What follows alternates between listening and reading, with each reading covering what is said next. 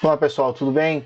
Eu resolvi fazer aqui um apanhado aqui da minha trajetória até praticamente o dia de hoje, para que vocês me conheçam e que para vocês entendam como eu entendo as dores de um estudante de direito e que como é complicado a gente se formar, né, e ter que fazer uma prova para passar, seja para um concurso público ou seja para começar a advogar.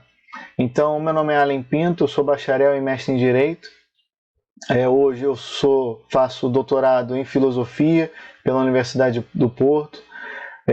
Tenho aí alguns anos de formado, eu comecei a faculdade no ano de 2000. Desde o segundo período da faculdade eu fiz estágio. Nos meus primeiros estágios eu fiquei mais tempo, eu fiz estágio no escritório, depois fiz estágio na defensoria. Depois, quando eu consegui, né, tive a possibilidade de tirar a carteira de estagiário da OAB, eu ficava, por opção, 6 em 6 meses eu tentava trocar de estágio para que eu conseguisse ganhar o máximo de experiência possível, né, naquele período. Então sempre estava mandando currículo, sempre estava fazendo entrevista e sempre avaliando se valia a pena trocar. Sempre tentava trocar por áreas diferentes, nunca ficar numa área fixa, né, para tentar conhecer o máximo possível do direito e quando chegasse à conclusão do curso eu tivesse ali as ferramentas e tivesse conhecimento e experiência para poder optar para onde ir. Tive uma grande tristeza que eu não consegui fazer estágio na área tributária. Na minha época de faculdade, ali entre 2000 e 2004, não sei se agora continua isso, os escritórios de tributário, eles optavam por isso, estudantes dali do quinto período, do quarto período, estudantes que ainda estavam muito jovens na faculdade, né? Ainda estava no início. Eu só fui começar a procurar estágio no tributário muito tempo depois, então mesmo fazendo um curso específico para a área de tributário, eu não consegui fazer. Então isso foi um pouco uma decepção, assim, foi uma das poucas áreas que eu queria ter tido experiência e acabou não tendo experiência. Então lá em 2004 eu me formei. Eu tinha a possibilidade de ser efetivado, mas o escritório que eu trabalhava lá, depois no final do ano, resolveu que não ia efetivar a leva de estagiários que estavam se formando lá em 2004. Então eu passei para aquele status de recém-formado e desempregado. Então durante 2004 eu estudei, tentei fazer a primeira prova da OAB, fiz a primeira prova da OAB sem fazer curso, não tive êxito, não passei da primeira fase. E aí na segunda fase, na segunda tentativa eu fiz o curso da ESA. E tem um ponto aí para vocês também me conhecerem um pouco da minha vida. Eu tive uma perda muito próxima, eu tive um familiar que morreu, e foi justamente durante a fase dos estudos da prova. Então isso foi muito complicado, não foi uma fase muito fácil de superar, mas até criando forças ali para ser um motivo de orgulho para essa pessoa que se foi. Eu estudei e consegui passar. Foi um pouco complicado porque eu passei ainda, naquela época ainda tinha fase de recurso, você pegava a prova, tirava cópia e levava para um cursinho e o cursinho te ajudava a fazer o recurso. Então fiz esse recurso e passei. Fiz a minha segunda fase de trabalhista. Nunca tinha feito estágio tirando o escritório modelo da faculdade na área trabalhista, mas achei que era uma área que eu tinha mais facilidade na escrita, achei que as peças fossem mais fáceis, então acabei optando por fazer na área trabalhista e tive êxito. Então, logo em seguida consegui, né, tirar a carteira da OAB. Isso já foi lá para o ano de 2005. Eu acho que, se eu não me engano, só fui conseguir emprego, se eu não me engano, ali em junho, não lembro. Eu lembro que foi o primeiro semestre de 2005. No primeiro semestre de 2005 eu consegui um emprego onde eu ganhava R$700. Eu lembro que eu me questionava muito, porque o meu pai, eu graças a Deus tive a possibilidade de fazer uma faculdade particular, onde meu pai pagava essa faculdade. E eu lembro que quando eu saí da faculdade, a mensalidade da Cândido, eu fiz Cândido Mendes, ela não era R$ 700, era muito mais que R$ 700. Então eu acabei de me formar, ralei para passar na prova da ordem, e depois de formado eu estava ganhando R$ 700. E um grande detalhe disso, que eu morava em Niterói, não sei para quem vai me ver aqui, mas depois coloca no Google Maps vai conseguir identificar essa distância. Eu morava em Niterói e o meu trabalho era na Barra.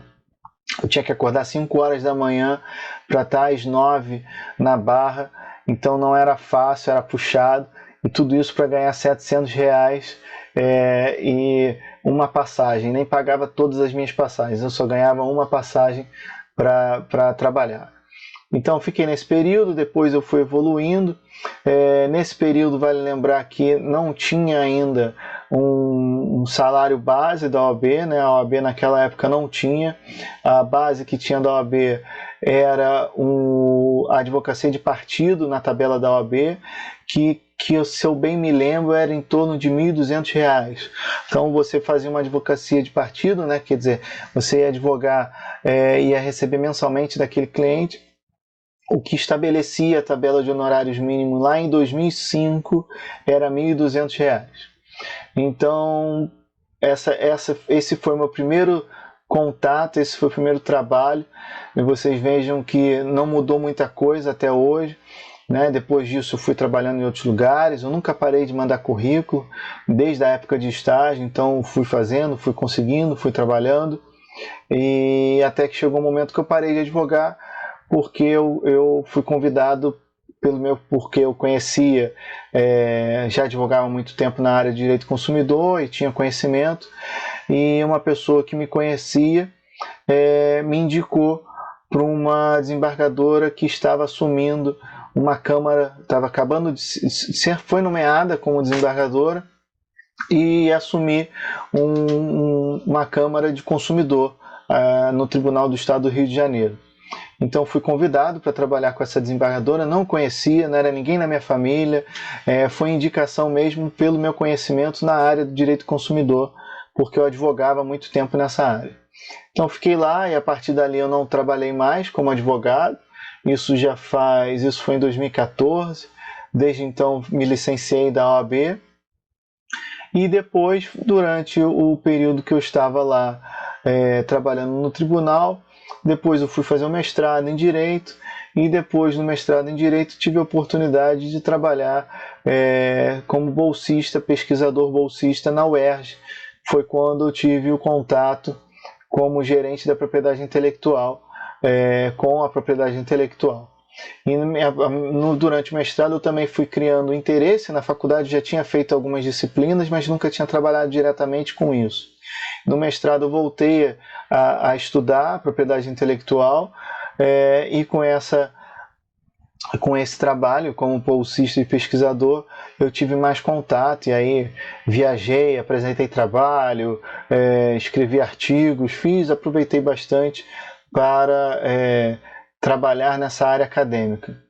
E aí depois acabei o mestrado, minha dissertação foi sobre a lei de inovação, e aí resolvi fazer o doutorado em filosofia, focado em filosofia política, porque era uma área que eu tinha a possibilidade de expandir mais o meu conhecimento e escrever coisas também vinculadas ao direito, mas com uma liberdade um pouco maior do que se eu estivesse fazendo um doutorado em direito. Não descarto, lógico, fazer o doutorado em direito é um próximo passo que eu vou dar, mas nesse primeiro momento eu quis partir para uma experiência no exterior e fazer o doutorado em filosofia. Então essa é a minha história, tá, pessoal? Eu estou contando isso, estou aqui me expondo para que as pessoas, você que estiver assistindo esse vídeo, me conheça mais um pouco, entenda que quando eu falo sobre a questão de trabalhar sem a carteira da OAB, é porque eu entendo como é duro acabar a faculdade e não ter um emprego. Eu entendo como é duro a gente estudar tanto e muitas vezes não ganhar como a gente não só acha, como a gente efetivamente deve ganhar. Então, é por isso que eu acredito que as pessoas com esse curso possam transformar um pouco a sua vida, possa sair de uma inércia, possa sair da situação de recém-formado, desempregado e sem carteira da OAB, para efetivamente passar a trabalhar com algo vinculado ao direito, né, que é a propriedade intelectual, e que pode ser lucrativo, depende. Lógico que eu não vou vender aqui um sonho, mas vou vender uma possibilidade. Eu estou te dando uma possibilidade real de trabalhar, tá? Basta você adquirir conhecimento, aplicar esse conhecimento no dia a dia e capturar clientes, captar da mesma forma que você faria na advocacia, no concurso público não, que você não vai poder, mas na mesma forma que você faria na advocacia, você pode fazer como agente da propriedade intelectual, especificamente fazendo registro da propriedade intelectual. Nesse módulo que eu estou dando atualmente é o módulo de marcas, então fazendo registro de marcas. Então assim, pessoal, esse é um pouco da minha história, espero que vocês tenham curtido. Não é tão fácil para mim me expor, mas eu achei que fosse necessário para a gente se aproximar e trazer um pouco aqui do meu conhecimento, de um pouco da minha vivência e de alguma forma tentar inspirar alguém que também não desista dos seus sonhos, não desista simplesmente porque saiu da faculdade, está ganhando menos do que pagava na faculdade. Acho que vale a pena persistir, vale a pena buscar algo sempre melhor, né, no direito e em outras áreas também. Qual o problema de também trabalhar em outras áreas, tá? E é isso. Um abraço, espero que vocês tenham gostado novamente. E meus vídeos estão aí, o conteúdo está aí, estou sempre produzindo conteúdo lá no Instagram e também aqui no Facebook e também no YouTube, tá? E é isso. Um abraço, sucesso para todos, até já.